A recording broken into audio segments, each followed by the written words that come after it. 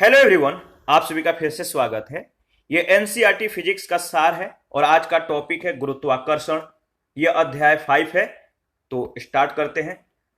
देखिए, ब्रह्मांड में स्थित सभी द्रव्यमान युक्त पिंड एक दूसरे को अपनी ओर क्या करते हैं? एक दूसरे को अपनी ओर आकर्षित करते हैं। तो ब्रह्मांड में स्थित सभी द्रव्यमान युक्त पिंड एक दूसरे को अपनी ओर आकर्षित करते हैं। अपने द्रव्यमान के कारण इन पिंडों के द्वारा अन्य पिंडों पर आरोपित यह आकर्षण क्या कहलाता है? यह आकर्षण गुरुत्वाकर्षण बल कहलाता है तथा पिंडों की यह प्रवृत्ति गुरुत्वाकर्षण कहलाती है। देखिए, यह बल इतना क्षीण होता है, इतना वीक होता है कि अधिकांश मामलों में इसका मापन लगभग असंभव है। ब्रह्मांड के अन्य पिंडों के समान पृथ्वी भी अन्य सभी पिंडों पर गुरुत्वाकर्षण बल आरोपित करती है, जिसे गुरुत्व यानी ग्रेविटी कहा जाता है। गुरुत्वाकर्षण एवं गुरुत्व के कुछ उदाहरण दिए गए हैं, इसके बारे में डिस्कस कर लेते हैं। पहला उदाहरण है, सूर्य एवं अन्य ग्रहों के गुरुत्वाकर्षण के कारण ही सभी ग्रह लगभग वृत्ताकार एवं निश्चित कक्षाओं में सूर्य की परिक्रमा करते हैं। दूसरा है, पृथ्वी के गुरुत्व के प्रभाव से ही वर्षा की बूंदें नीचे गिरती है। ऊपर की ओर फेंकी गई वस्तुएं पुनः पृथ्वी पर वापस आती है। वस्तुएं अथवा व्यक्ति हवा में तैरने के स्थान पर भूमि पर स्थिर रह पाते हैं तथा नियंत्रित रूप से ये गति कर पाते हैं। तीसरा जो एग्जाम्पल है, पृथ्वी के गुरुत्व एवं चंद्रमा के गुरुत्वाकर्षण के कारण ही चंद्रमा एक निश्चित कक्षा में पृथ्वी की परिक्रमा करता है। चौथा उदाहरण है, सूर्य, चंद्रमा एवं पृथ्वी के गुरुत्वाकर्षण की अंतर क्रिया के कारण पृथ्वी पर स्थित समुद्रों में ज्वार भाटा आते हैं। सूर्य, चंद्रमा और पृथ्वी के गुरुत्वाकर्षण की अंतर क्रिया के कारण पृथ्वी पर स्थित समुद्रों में क्या आते हैं? ज्वार भाटा। इसके बाद है गुरुत्व केंद्र, इसके बारे में भी डिस्कस कर लेते हैं। देखिए, किसी वस्तु का वह केंद्र जहां वस्तु का संपूर्ण भार कार्य करता है और जहां से जाने वाली ऊर्ध्वाधर रेखा उसके तल से होकर जाती है, गुजरती है, वो क्या कहलाता है? गुरुत्व केंद्र कहलाता है। इसका सबसे बेहतरीन जो उदाहरण है वो है पीसा की झुकी हुई मीनार। देखिए, पीसा की झुकी मीनार जो है गुरुत्व केंद्र का ही अनुप्रयोग है। पीसा की मीनार झुकी होने के बाद भी खड़ी है। ऐसा क्यों? क्योंकि उसके गुरुत्व केंद्र से होकर जाने वाली जो रेखा है वो तल के अंदर से होकर जाती है। ठीक है। न्यूटन का सार्वत्रिक गुरुत्वाकर्षण नियम, इसके बारे में डिस्कस कर लेते हैं। न्यूटन के द्वारा प्रतिपादित सार्वत्रिक गुरुत्वाकर्षण नियम के अनुसार प्रत्येक कण अथवा पिंड अन्य सभी कणों अथवा पिंडों पर एक बल लगाकर उन्हें क्या करते हैं? उन्हें अपनी ओर जो है आकर्षित करते हैं।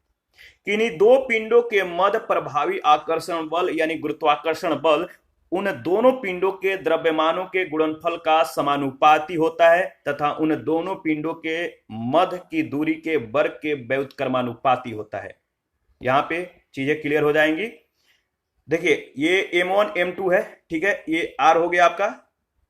ये दो पिंडों के मध्य कार्यरत गुरुत्वाकर्षण बल समानुपात पिंड 1 का द्रव्यमान गुणे पिंड 2 का द्रव्यमान, F समानुपात m1 इंटू m2। ठीक है, इसे 1 मान लेते हैं। दो पिंडों के मध्य कार्यरत गुरुत्वाकर्षण बल जो होता है दो पिंडों के मध्य के दूरी के वर्ग के व्युत्क्रमानुपाती होता है।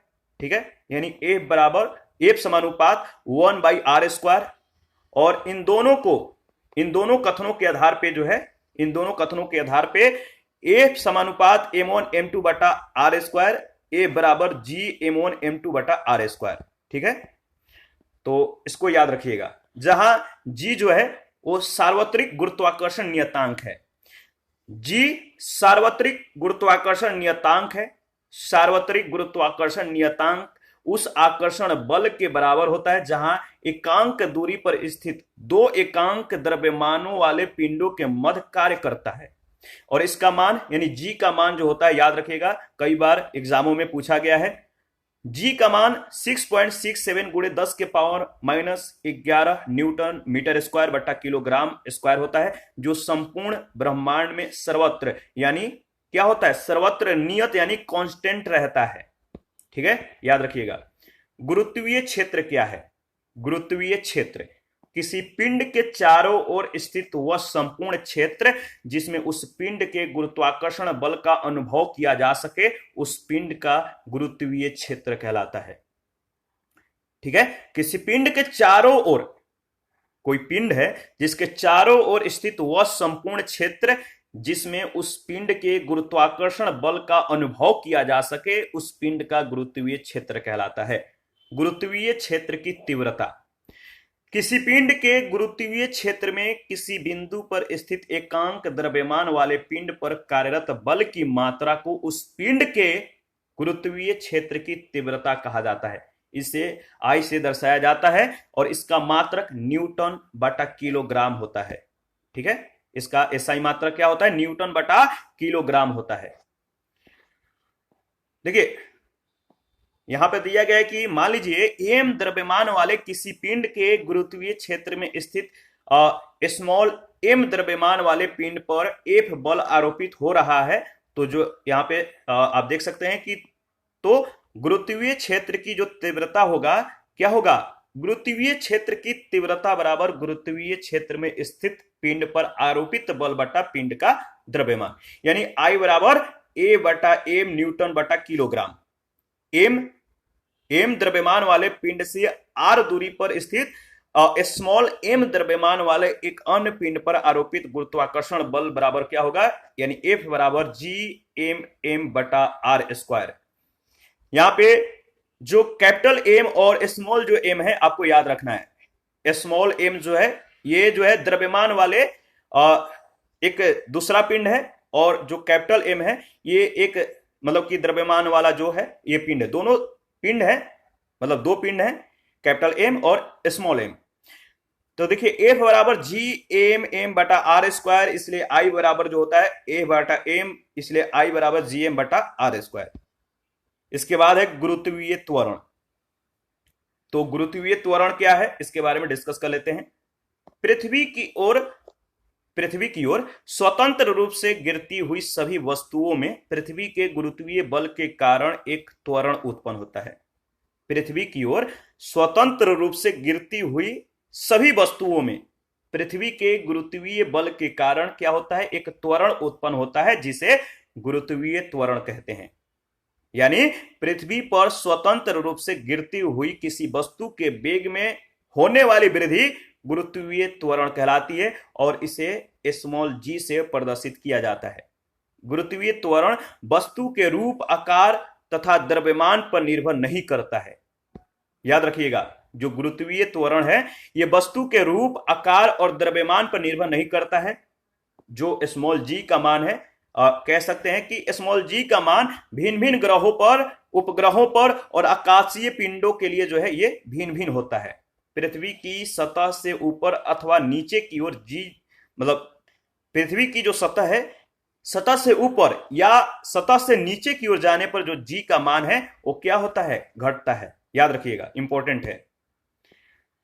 गुरुत्वीय त्वरण, इसको गुरुत्वीय त्वरण को जो है स्मॉल जी से और गुरुत्वाकर्षण नियतांक को जो है क्या कर किसे? तो गुरुत्वीय त्वरण स्मॉल जी, गुरुत्वाकर्षण नियतांक कैपिटल जी, इससे इन्हें जो है मतलब इंडिकेट करते हैं और इनमें संबंध क्या है इसके बारे में हम लोग डिस्कस करेंगे। देखिए पृथ्वी का द्रव्यमान जो है अर्थ का जो द्रव्यमान है एमी मान लेते हैं और त्रिज्या जो है आर ई है। पृथ्वी का संपूर्ण द्रव्यमान पृथ्वी के केंद्र पर संकेंद्रित है। माना एम द्रव्यमान का जो एक पिंड है पृथ्वी की सतह पर स्थित है और न्यूटन के सार्वत्रिक गुरुत्वाकर्षण नियम के अनुसार आपको मालूम है इक्वेशन, पृथ्वी तथा उस पिंड के मध्य आकर्षण बल का जो मान होगा ए बराबर जी पृथ्वी का द्रव्यमान, ठीक है, फिर स्मॉल एम बटा क्या है? आर ई स्क्वायर, यानी पृथ्वी की त्रिज्या, आर ई क्या है? पृथ्वी की त्रिज्या है, तो स्क्वायर आर ई स्क्वायर। गुरुत्वाकर्षण बल के कारण ही गुरुत्वीय त्वरण उत्पन्न होता है और न्यूटन के द्वितीय गति नियम के अनुसार क्या होगा? बल बराबर, यहां पे देखिए, बल बराबर द्रव्यमान गुणे त्वरण, एफ बराबर एम जी, जहां जी जो है मतलब जो स्मॉल जी है ये गुरुत्वीय त्वरण है, इसलिए एफ बराबर एम जी, यानी जी गुणे पृथ्वी का द्रव्यमान और आपका जो एक दूसरा जो द्रव्यमान जो दूसरा वस्तु है कह सकते हैं, जो इसे स्मॉल m से इंडिकेट करेंगे, और बटा में पृथ्वी की त्रिज्या स्क्वायर। तो g बराबर क्या होगा, g बराबर यानी जो स्मॉल g है, स्मॉल g बराबर g कैपिटल जी क्या है आपको मालूम है, ठीक है। कैपिटल जी जो है वो क्या है, तो सार्वत्रिक गुरुत्वाकर्षण नियतांक है जी, कैपिटल जी, जी गुणे अर्थ ऑफ मास एम बटा में आर ई स्क्वायर बटा एम। तो देखिए capital sorry small M cut गया, बचा क्या, जी पृथ्वी का, जी गुणे पृथ्वी का द्रव्यमान बटा पृथ्वी की त्रिज्या, यानी जी बराबर क्या होगा, स्मॉल जी बराबर कैपिटल जी द्रव्यमान ऑफ मतलब मास ऑफ अर्थ और पृथ्वी की त्रिज्या स्क्वायर। तो जी बराबर जी एम ई बटा आर ई स्क्वायर, याद रखिएगा। देखिए प्रत्येक पिंड अथवा ग्रह का द्रव्यमान और त्रिज्या जो है भिन्न भिन्न होता है, और इसीलिए उनके गुरुत्वीय त्वरण का मान भी भिन्न होता है, ठीक है। इस पॉइंट को ध्यान में रखिएगा, इंपॉर्टेंट है। यहां पे जो है नेक्स्ट जो पॉइंट है गुरुत्वीय त्वरण है। देखिए जो गुरुत्वीय त्वरण है इसे स्मॉल जी से इंडिकेट करते हैं, और गुरुत्वीय त्वरण का मान किसी वस्तु के भार पर निर्भर नहीं करता है। यानी यदि एक समान ऊंचाई से अलग अलग भार वाले पिंडों को गिराया जाए तो वे पृथ्वी की सतह पर आदर्श परिस्थितियों में, ठीक है, एक साथ पहुंचेंगे, वायुमंडल का घर्षण शून्य या नगण्य मानते हुए, ठीक है। तो जो गुरुत्वीय त्वरण है इसका मान किसी वस्तु के भार पर निर्भर नहीं करता है, और यदि एक समान ऊंचाई से अलग अलग भार वाले पिंडों को गिराया जाता है तो वे पृथ्वी की सतह पर आदर्श परिस्थितियों में एक साथ पहुंचेंगे। आदर्श परिस्थिति क्या है, वायुमंडल का घर्षण शून्य या नगण्य होना चाहिए।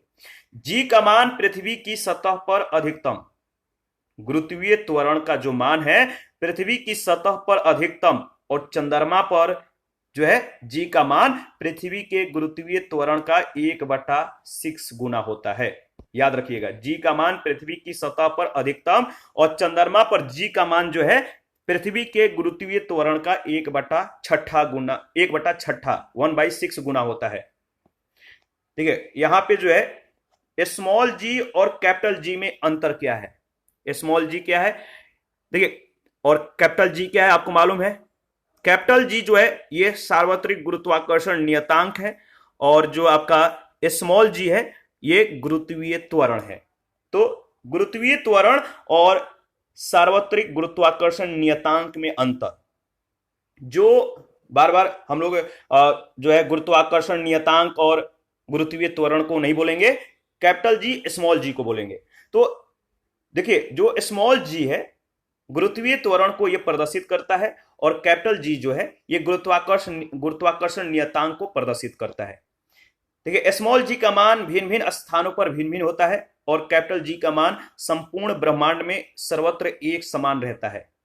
स्मॉल जी का मान यानी गुरुत्वीय त्वरण का मान 9.81 मीटर बटा सेकेंड स्क्वायर होता है, और कैपिटल जी यानी क्या, गुरुत्वाकर्षण नियतांक का जो मान है 6.67 गुणे 10 के power minus 11 newton metre square बटा किलोग्राम स्क्वायर होता है। और जो स्मॉल जी है ये सदिश राशि है, और कैपिटल जी जो है ये अदिश राशि है, ठीक है। देखिए गुरुत्वीय त्वरण का जो मात्रक होता है क्या होता है, मीटर बटा सेकेंड स्क्वायर होता है, और जो गुरुत्वाकर्षण नियतांक है इसका मात्रक जो होता है न्यूटन मीटर स्क्वायर बटा किलोग्राम स्क्वायर। चंद्रमा पर नेक्स्ट जो हमारा पॉइंट है, चंद्रमा पर गुरुत्वीय त्वरण एवं वस्तुओं का भार, इसके बारे में डिस्कस कर लेते हैं, बहुत ही इंपॉर्टेंट है।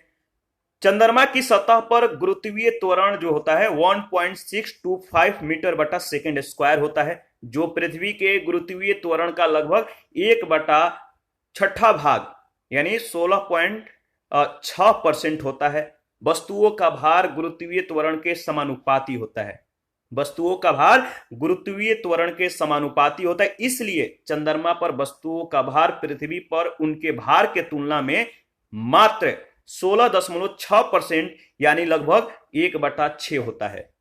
याद रखिएगा। इसके बाद है गुरुत्वीय विभव। गुरुत्वीय विभव जो है, गुरुत्वीय क्षेत्र के किसी बिंदु पर गुरुत्वीय विभव कार्य की वह मात्रा है जो एकांक द्रव्यमान के किसी पिंड को अनंत से उस बिंदु तक लाने में करना पड़ता है। यह कार्य गुरुत्वीय क्षेत्र के द्वारा किया जाता है। तो गुरुत्वीय विभव क्या है? गुरुत्वीय क्षेत्र के किसी बिंदु पर गुरुत्वीय विभव कार्य की वह मात्रा है जो एकांक द्रव्यमान यानी 1 किलोग्राम के किसी पिंड को अनंत से उस बिंदु तक लाने में करना पड़ता है। यह कार्य गुरुत्वीय क्षेत्र के द्वारा किया जाता है। देखिए, मान लीजिए एम द्रव्यमान के किसी पिंड को अनंत से गुरुत्वीय क्षेत्र के किसी बिंदु तक लाने में डब्ल्यू कार्य होता है, मतलब डब्ल्यू कार्य प्राप्त होता है। और तब क्या होता है कि गुरुत्वीय क्षेत्र में स्थित इस बिंदु पर गुरुत्वीय विभव का जो मान होगा वो क्या होगा? V बराबर -W बटा एम जूल बटा किलोग्राम। देखिए, गुरुत्वीय विभव सदैव जो होता है ऋणात्मक होता है। गुरुत्वीय विभव जो होगा सदैव हमेशा ऋणात्मक होता है, क्योंकि यह कार्य करना नहीं पड़ता है, बल्कि गुरुत्वीय क्षेत्र के द्वारा किए जाने के कारण यह कार्य प्राप्त होता है। यह एक अदिश राशि है। क्या है? यह एक अदिश राशि है, याद रखिएगा। इसके बाद है द्रव्यमान। देखिए, किसी पिंड अथवा कण में उपस्थित पदार्थ की मात्रा, किसी पिंड में या कण में उपस्थित पदार्थ की मात्रा उस पिंड का द्रव्यमान कहलाती है। द्रव्यमान पदार्थ का सर्वाधिक, कह सकते हैं मोस्ट बेसिक प्रॉपर्टी, द्रव्यमान जो होता है पदार्थ का सर्वाधिक आधारभूत गुण होता है। यह एक आधारभूत भौतिक राशि है।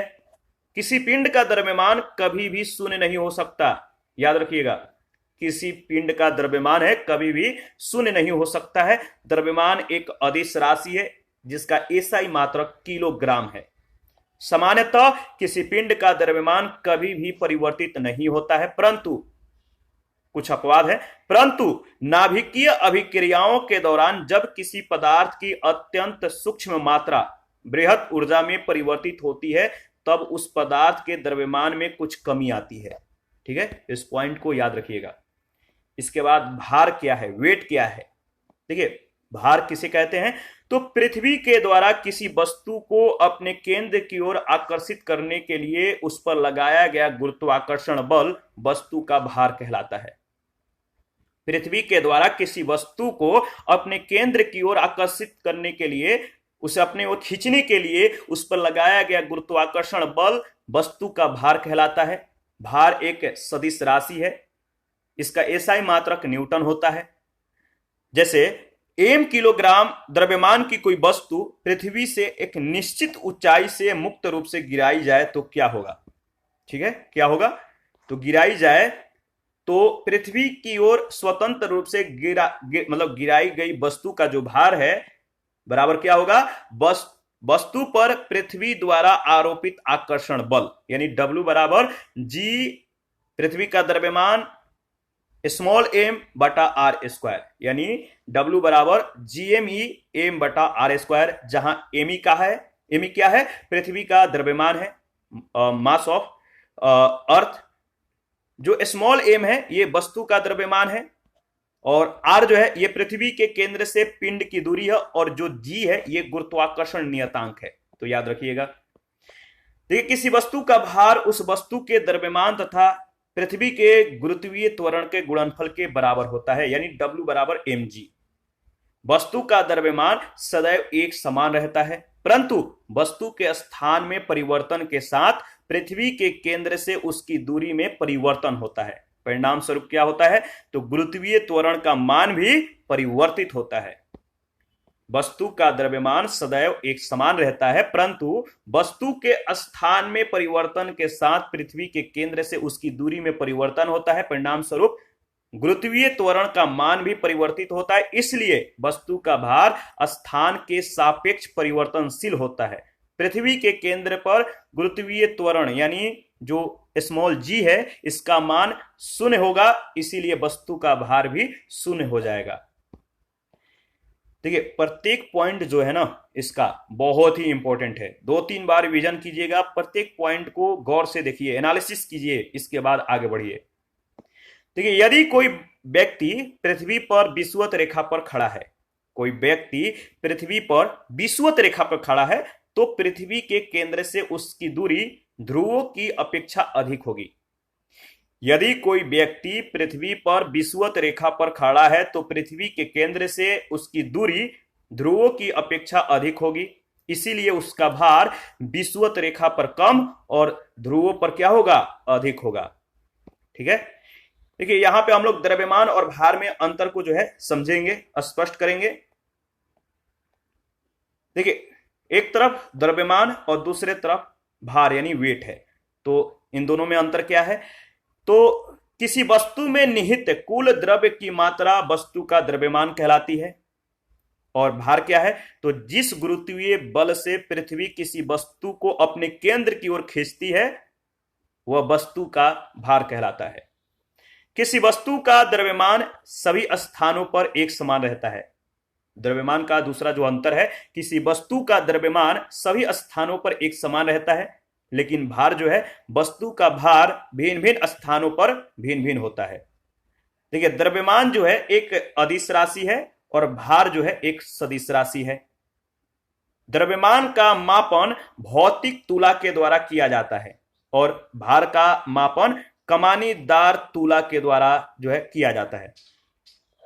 द्रव्यमान का मापन भौतिक तुला के द्वारा और भार का मापन कमानीदार तुला के द्वारा किया जाता है। देखिए किसी स्थान पर g का मान शून्य होने पर भी द्रव्यमान का परिणाम जो है अपरिवर्तित रहता है। वहीं भार जो है किसी स्थान पर g का मान यानी स्मॉल g का मान जो है, स्मॉल g मतलब आपको मालूम है क्या है, गुरुत्वीय त्वरण। गुरुत्वीय त्वरण का मान शून्य होने पर वस्तु का भार जो है शून्य हो जाता है। ठीक है, स्पष्ट है, आगे बढ़ते हैं। पृथ्वी के गुरुत्वीय त्वरण में परिवर्तन। गुरुत्वीय त्वरण का मान पृथ्वी के भिन्न भिन्न स्थानों पर भिन्न भिन्न होता है। यह पृथ्वी के केंद्र से उस स्थान की दूरी यानी त्रिज्या पर निर्भर करता है। पृथ्वी पर g का मान भूमध्य रेखा पर सबसे कम, याद रखिएगा, जो गुरुत्वीय त्वरण है इसका मान भूमध्य रेखा पर सबसे कम और ध्रुवों पर सबसे अधिक होता है। इसके दो प्रमुख कारण हैं। पहला कारण है पृथ्वी की आकृति और दूसरा है पृथ्वी की घूर्णन गति। देखिए पृथ्वी पूर्णतः गोल नहीं है, पृथ्वी पूर्णतः गोल नहीं है, यह ध्रुवों पर कुछ चपटी है। पृथ्वी पूर्णतः गोल नहीं है, यह ध्रुवों पर कुछ चपटी है। पृथ्वी का व्यास ध्रुवों पर कम और भूमध्य रेखा पर जो है कितना, याद रखिएगा, भूमध्य रेखा पर लगभग जो है 42 किलोमीटर। ठीक है, भूमध्य रेखा पर लगभग 42 किलोमीटर और भूमध्य रेखा पर यह अधिक है। गुरुत्वीय त्वरण के अनुसार अगर बात करें तो g बराबर यानी गुरुत्वीय त्वरण बराबर क्या, गुरुत्वीय त्वरण बराबर होता है गुरुत्वाकर्षण नियतांक me यानी पृथ्वी का द्रव्यमान बटा पृथ्वी की त्रिज्या स्क्वायर। g का मान पृथ्वी के द्रव्यमान तथा त्रिज्या पर जो है निर्भर करता है और गुरुत्वीय त्वरण पृथ्वी की त्रिज्या के वर्ग के व्युत्क्रमानुपाती होता है।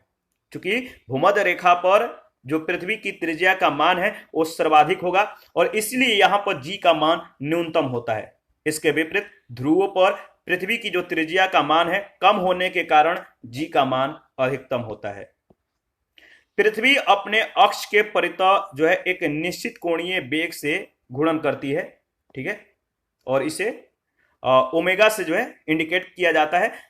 तो याद रखिएगा पृथ्वी अपने अक्ष के परितः एक निश्चित कोणीय वेग से घूर्णन करती है। जब कोई वस्तु पृथ्वी की सतह पर रखी जाती है तो वह वस्तु भी पृथ्वी के साथ साथ उसी कोणीय वेग से r त्रिज्या के पथ पर जो है घूमती है। वृत्ताकार पथ का केंद्र घूर्णन अक्ष पर जो है घूर्णन अक्ष पर स्थित होता है और इसके लिए आवश्यक अभिकेंद्रीय बल पृथ्वी के गुरुत्वाकर्षण बल अथवा गुरुत्वीय त्वरण से प्राप्त होता है। परिणाम स्वरूप गुरुत्वीय त्वरण के मान में परिवर्तन होता है और परिवर्तित गुरुत्वीय त्वरण को आभासी गुरुत्वीय त्वरण कहा जाता है, जिसे क्या g1 से जो है दर्शाया जाता है। तो देखिए यहां पे आप देख सकते हैं इसके संबंध, ये जो है ओमेगा है, ये जो लेम्डा है ये कोणीय वेग मतलब कोणीय वेग तथा लेम्डा और पृथ्वी के अक्षांश को यह प्रदर्शित करता है। तो g1 बराबर g माइनस पृथ्वी की त्रिज्या omega square cos square lambda. Lambda क्या है, पृथ्वी के अक्षांश को यह प्रदर्शित करता है और ओमेगा कोणीय वेग है। तो याद रखिएगा। भूमध्य रेखा पर गुरुत्वीय त्वरण, इसके बारे में थोड़ा सा देख लेते हैं।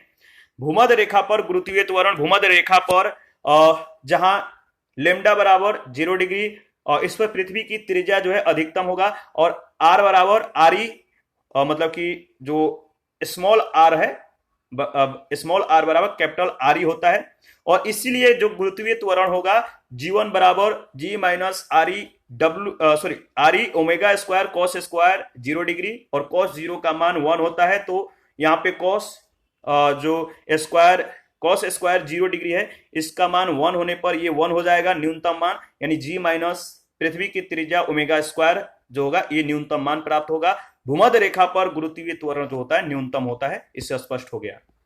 ध्रुवों पर गुरुत्वीय त्वरण जहां लेमडा 90 डिग्री है, ठीक है, पृथ्वी चपटी होने के कारण इसकी त्रिज्या न्यूनतम होती है और इसीलिए गुरुत्वीय त्वरण बराबर आप देख सकते हैं G1 बराबर G R E omega square cos square और 90 डिग्री, कॉस 90 का मान 0 होता है, तो ये पूरा जो हो जाएगा आपका 0 हो जाएगा। R E omega square cos square 90 जो है 90 डिग्री, और ये कॉस 90 का मान 0 होने के कारण ये 0 हो गया, तो G माइनस 0 यानी G जो है ये क्या दर्शाता है, ये क्या दर्शाता है, तो ये अधिकतम मान को दर्शाता है। ध्रुवों पर गुरुत्वीय त्वरण जो होता है अधिकतम होता है, तो स्पष्ट हो गया। देखिए, पृथ्वी तल से ऊपर तथा नीचे गुरुत्वीय त्वरण, पृथ्वी तल से ऊपर और नीचे गुरुत्वीय त्वरण, इसके बारे में हम लोग डिस्कस करेंगे। पृथ्वी तल पर स्थित किसी वस्तु पर कार्यरत गुरुत्वीय त्वरण G का मान Gme बटा आर ई स्क्वायर होता है। Me क्या है, ये पृथ्वी का जो है मतलब कि अर्थ का मास है, और जो पृथ्वी का द्रव्यमान है, और जो आर ई जो है ये पृथ्वी का त्रिज्या है। यदि कोई वस्तु पृथ्वी तल से h ऊंचाई पर स्थित है तो पृथ्वी के केंद्र से उसकी दूरी आर ई प्लस एच होगी, और इस प्रकार उस वस्तु पर जो प्रभावी गुरुत्वीय त्वरण होगा G1 का मान Gme बटा R E plus H square हो जाएगा, जो कि समान गुरुत्वीय त्वरण G के मान से कम होगा। समान गुरुत्वीय त्वरण G के मान से ये कम होगा। यहां पे आप जो है स्पष्ट रूप से देख सकते हैं, एनालिसिस कर सकते हैं। P क्या है, पृथ्वी तल से h ऊंचाई पर स्थित वस्तु है। Me क्या है, पृथ्वी का द्रव्यमान है, और आर क्या है, पृथ्वी की त्रिज्या है। ठीक है, इसी प्रकार यदि कोई वस्तु पृथ्वी तल से नीचे d गहराई पर स्थित है तो पृथ्वी के केंद्र से उसकी दूरी आर ई माइनस डी होगी। उस वस्तु पर प्रभावी गुरुत्वीय त्वरण जो होगा आप यहां पे देख सकते हैं, तो G बराबर Gms बटा आर ई माइनस डी का होल स्क्वायर, और ms क्या है, ms बराबर आर ई माइनस डी बराबर त्रिज्या वाले पृथ्वी के गोले का द्रव्यमान है। ठीक है, तो याद रखिएगा। आगे बढ़ते हैं। ये थोड़ा सा इक्वेशन है, चीजों को स्पष्ट करने के लिए दिया गया है, बहुत ज्यादा तो इंपॉर्टेंट नहीं है, बट जो इनके कथन है ना बहुत ज्यादा इंपॉर्टेंट है। देखिए, डी गहराई पर स्थित वस्तु पर प्रभावी गुरुत्वीय त्वरण G1 का मान भी G से कम होगा, और स्पष्ट है कि गुरुत्वीय त्वरण का सर्वाधिक मान पृथ्वी तल पर ही होता है। ये स्टेटमेंट इंपॉर्टेंट है, तो स्टेटमेंट आपको याद रखना है। इक्वेशन याद रहे या ना रहे कोई ज्यादा महत्वपूर्ण नहीं है, लेकिन स्टेटमेंट याद रखिएगा। गुरुत्वीय त्वरण का सर्वाधिक मान कहां पर होता है, पृथ्वी तल पर ही होता है।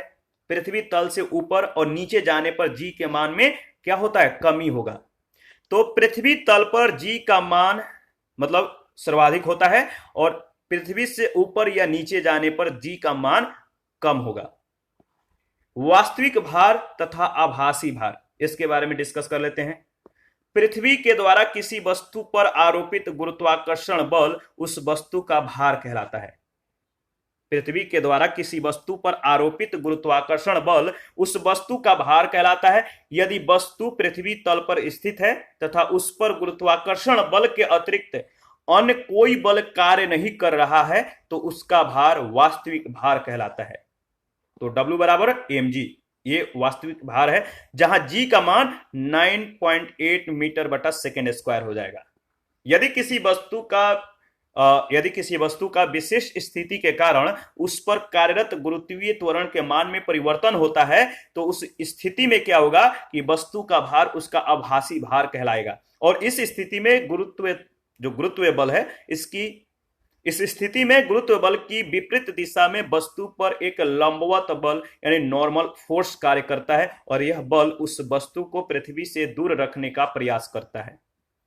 तो किसी वस्तु की विशिष्ट स्थिति के कारण उस पर कार्यरत गुरुत्वीय त्वरण के मान में परिवर्तन होता है तो उस स्थिति में वस्तु का भार उसका आभासी भार कहलाता है। और इस स्थिति में गुरुत्व बल की विपरीत दिशा में वस्तु पर एक लंबवत बल कार्य करता है और यह बल उस वस्तु को पृथ्वी से दूर रखने का प्रयास करता है। ठीक है, तो वस्तु का आभासी भार बराबर क्या होता है, वस्तु पर गुरुत्व बल के विपरीत दिशा में आरोपित बल यानी WA बराबर N। लिफ्ट में आभासी भार, देखिए यदि कोई व्यक्ति लिफ्ट में खड़ा है तो क्या होगा, यदि कोई व्यक्ति लिफ्ट में खड़ा है तथा लिफ्ट विरामावस्था में है तो व्यक्ति का आभासी भार उसके वास्तविक भार के बराबर होगा, क्योंकि इस स्थिति में व्यक्ति पर पृथ्वी के गुरुत्व बल के विपरीत लगने वाले बल का मान गुरुत्व बल के समान ही होता है। ठीक है, तो आभासी भार बराबर N बराबर mg बराबर v यानी वास्तविक भार, आभासी भार वास्तविक भार। यहां पे आप देख सकते हैं यदि लिफ्ट A त्वरण से ऊपर की ओर गतिमान हो तो वस्तु का भार बढ़ा हुआ प्रतीत होगा, क्योंकि WA बराबर m इंटू जी प्लस ए होता है। ठीक है, तो ऊपर की ओर अगर लिफ्ट गतिमान है तो त्वरण से ऊपर की ओर गतिमान है तो वस्तु का जो भार होगा वो बढ़ा हुआ प्रतीत होगा। ठीक है, यदि लिफ्ट A त्वरण से नीचे की ओर गतिमान हो तो वस्तु का भार घटा हुआ प्रतीत होता है। यहां से बहुत बार प्रश्न पूछा गया है, किसी लिफ्ट में खड़े व्यक्ति ऊपर की ओर जा रहा हो तो उसके भार में क्या परिवर्तन आएगा, नीचे की ओर जा रहा हो तो उसके भार में क्या परिवर्तन आएगा, लिफ्ट खड़ा हो तो उसके भार में क्या परिवर्तन आएगा। तो इस तरह से स्टेटमेंट पूछा जाता है तो आपको ध्यान में रखना है।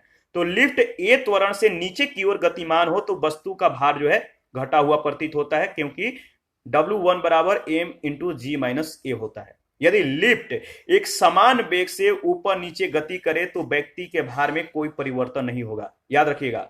और यदि नीचे आते समय लिफ्ट की डोरी टूट जाए, लिफ्ट की जो डोरी है जो बांधे रखता है वो अगर टूट जाए, डोरी टूट जाए तो वस्तु पर गुरुत्व बल के विपरीत कार्यरत बल का मान शून्य हो जाएगा, परिणाम तो वस्तु का भार शून्य प्रतीत होगा, इसलिए WA बराबर 0। यदि नीचे उतरते समय लिफ्ट G से अधिक त्वरण से गति करे तो लिफ्ट में बैठा व्यक्ति लिफ्ट की छत में टकरा जाएगा।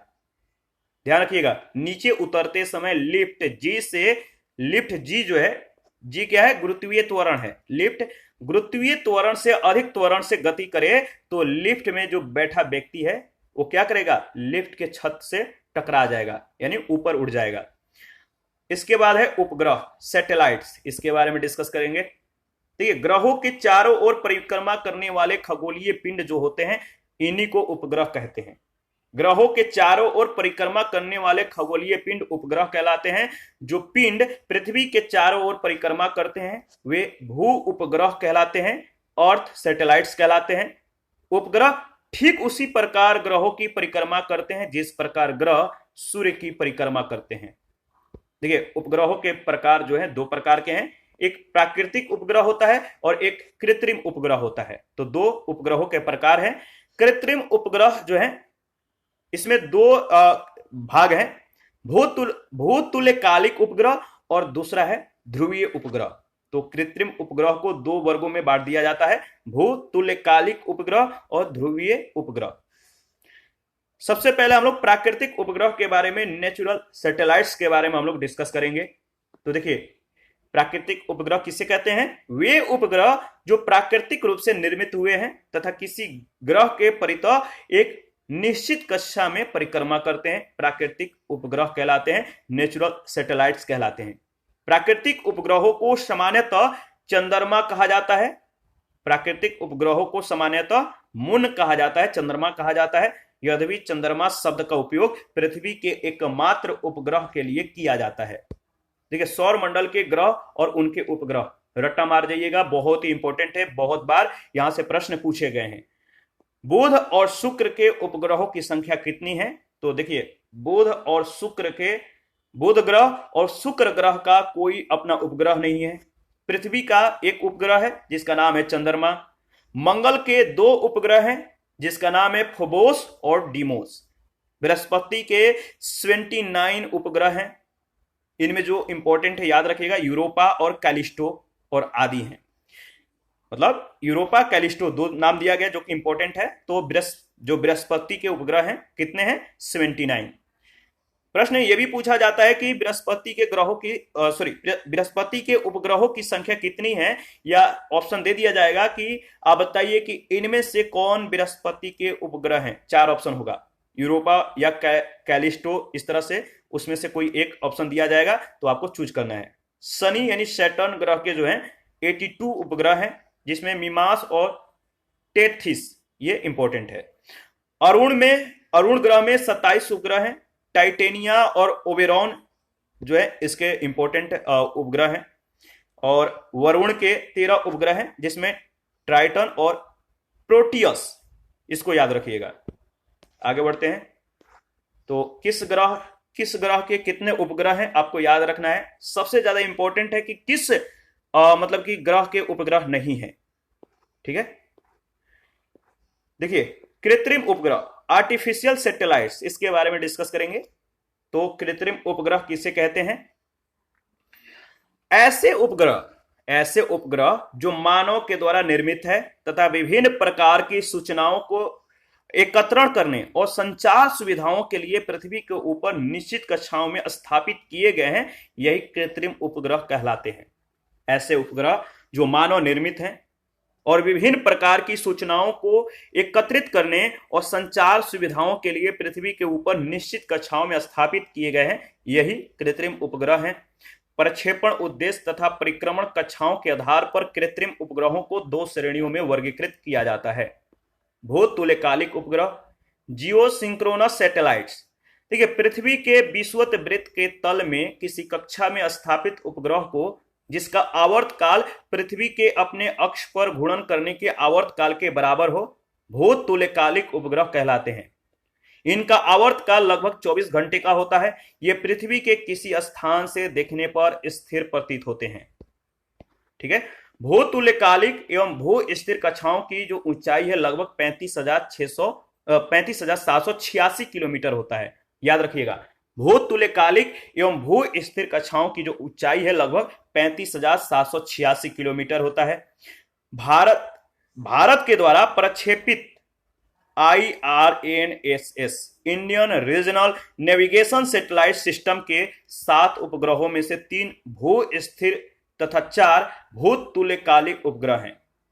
याद रखिएगा, भारत के द्वारा प्रक्षेपित Indian regional navigation satellite system के 7 उपग्रहों में से 3 को भू स्थिर कक्षा में और 4 को जो है भूतुल्यकालिक कक्षा में जो है मतलब कि इसको स्थापित किया गया है।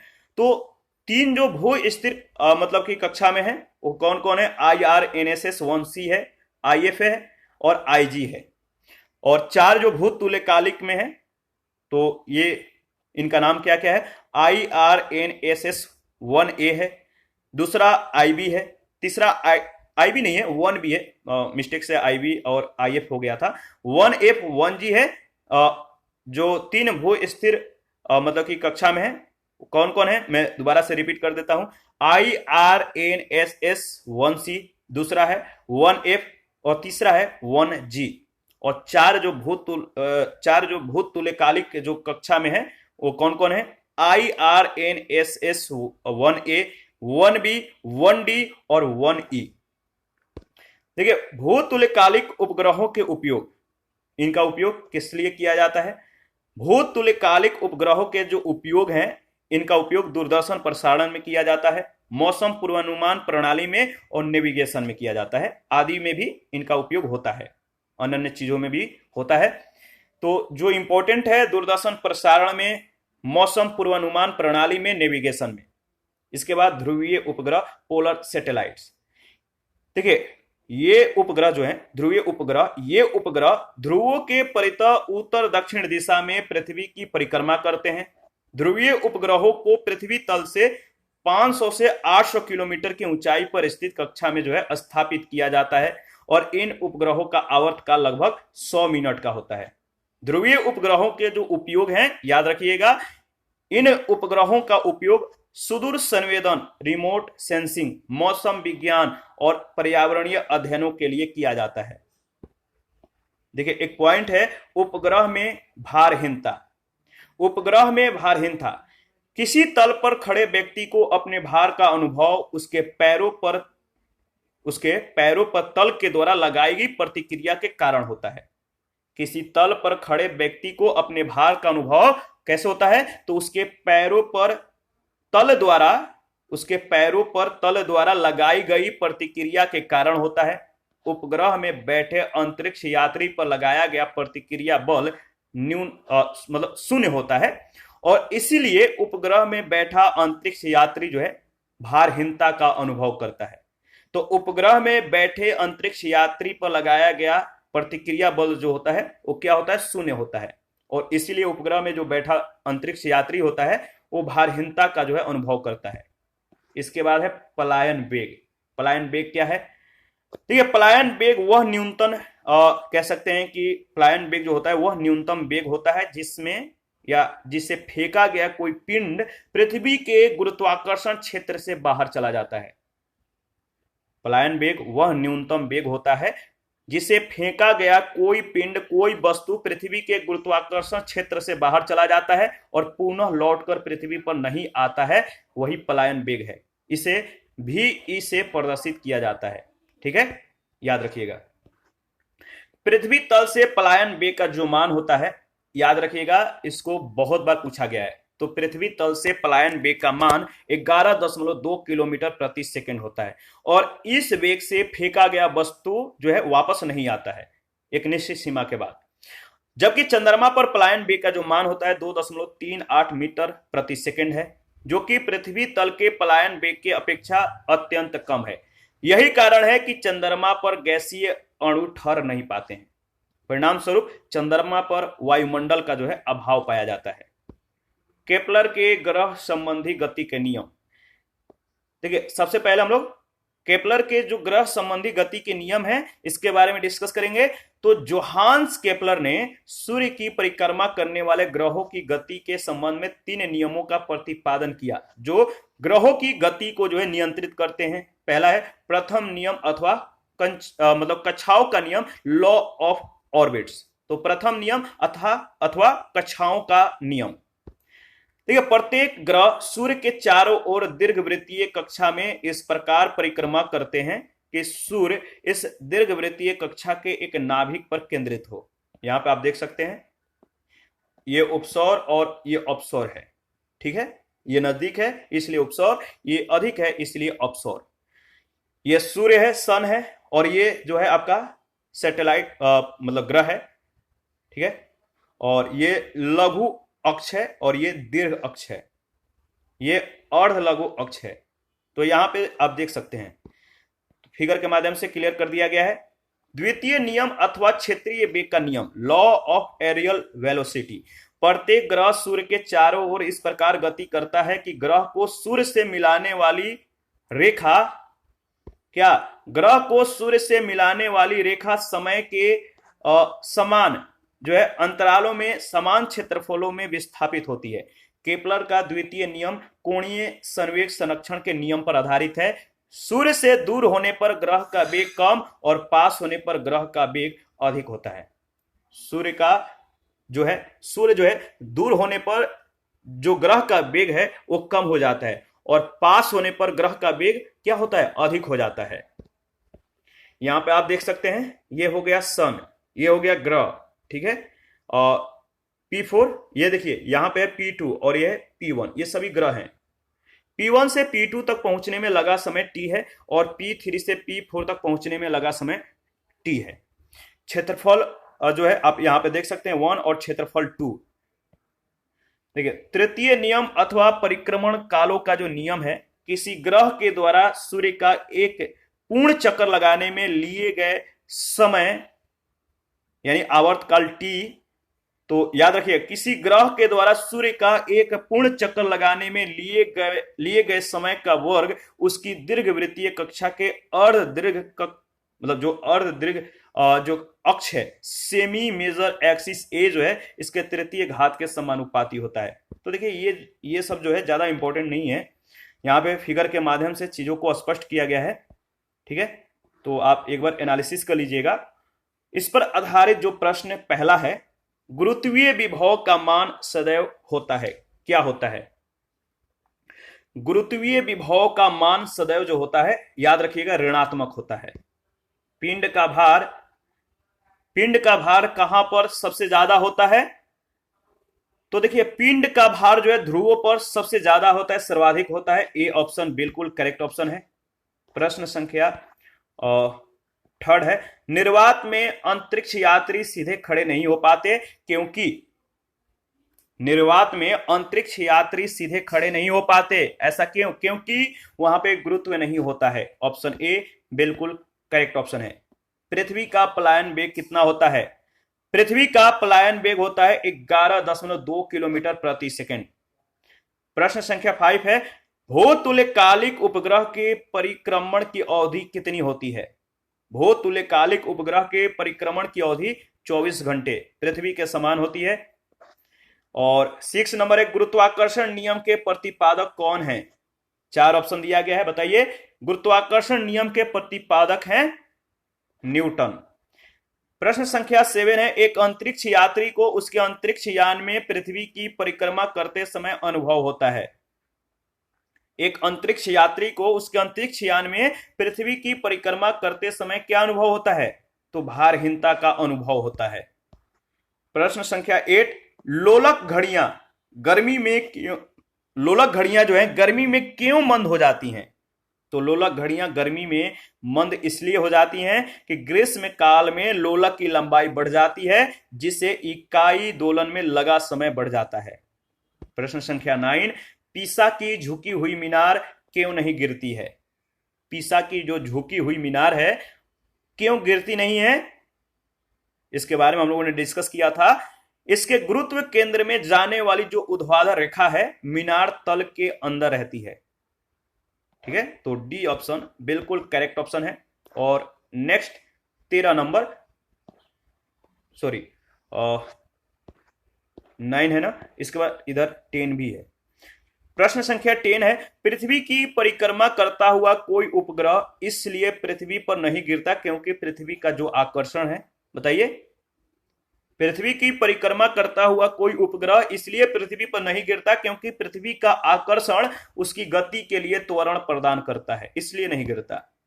11 नंबर, चंद्रमा पर कोई वायुमंडल नहीं है, क्यों? चंद्रमा पर कोई वायुमंडल नहीं है क्योंकि इस पर गैस के अणुओं का पलायन वेग वर्ग माध्य मूल्य से कम है। इस पर गैस के अणुओं का पलायन वेग वर्ग माध्य मूल्य से कम होता है। 12 नंबर, यदि कोई उपग्रह पृथ्वी तल के अति निकट किसी कक्षा में परिक्रमा कर रहा है तो उसका कक्षीय वेग निर्भर करता है। यदि कोई उपग्रह पृथ्वी तल के अति निकट किसी कक्षा में परिक्रमा कर रहा है तो उसका कक्षीय वेग किस पर निर्भर करता है? तो पृथ्वी की त्रिज्या पर। बी ऑप्शन बिल्कुल करेक्ट ऑप्शन है। 13 नंबर है, आपको बताना है, ऊंचाई से स्वतंत्र रूप से गिरती हुई वस्तु का भार क्या होता है? ऊंचाई से स्वतंत्र रूप से कोई वस्तु गिर रही है तो वस्तु का भार 0 होगा। 14 नंबर, जब भू स्थिर उपग्रह छोड़ा जाता है, जब भू स्थिर उपग्रह छोड़ा जाता है तब यह गति करता है। जब भू स्थिर उपग्रह छोड़ा जाता है तब यह गति करता है, बताइए। तो भूमध्य रेखा पर पश्चिम से पूरब की ओर, यह गति भूमध्य रेखा पर पश्चिम से पूरब की ओर करता है। 15 नंबर जो है आपको मिलान करना है, तो मिलान करते हैं। तो देखिए, वस्तु का भार अधिकतम है कहां पर? वस्तु का भार अधिकतम कहां पर होगा आपको मालूम है, इसके बारे में हम लोगों ने डिस्कस किया था। तो इसका सही जवाब है पृथ्वी की सतह पर। ठीक है, वस्तु का भार कहां पर घटता है? वस्तु का भार कहां पर घटता है? तो पृथ्वी की सतह से ऊंचाई में वृद्धि होने पर। वस्तु का भार कहां पर बढ़ता है?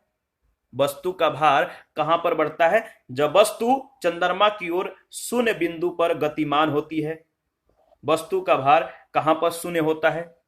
वस्तु का भार कहां पर शून्य होता है? तो शून्य बिंदु पर। इसका जो सही ऑप्शन होगा वो होगा सी ऑप्शन। 16 नंबर, एक व्यक्ति कृत्रिम उपग्रह में भारहीनता का अनुभव करता है क्योंकि पृथ्वी के कारण लगा आकर्षण बल है। एक व्यक्ति कृत्रिम उपग्रह में भारहीनता का अनुभव करता है क्योंकि पृथ्वी के कारण लगा आकर्षण बल अभिकेंद्रीय बल के बराबर है। याद रखिएगा ये सभी पॉइंट जो है ना, मैंने बोला था पॉइंट याद रखिएगा, इक्वेशन याद रखिए या ना रखिए कोई ज्यादा महत्वपूर्ण नहीं है, बट पॉइंट जो है ना, पॉइंट से ही प्रश्न पूछे जाते हैं। देखिए यहां पे जितने भी प्रश्न है सभी पॉइंट से ही है, स्टेटमेंट से है। भारहीनता होती है, भारहीनता बताइए किस स्थिति में होती है?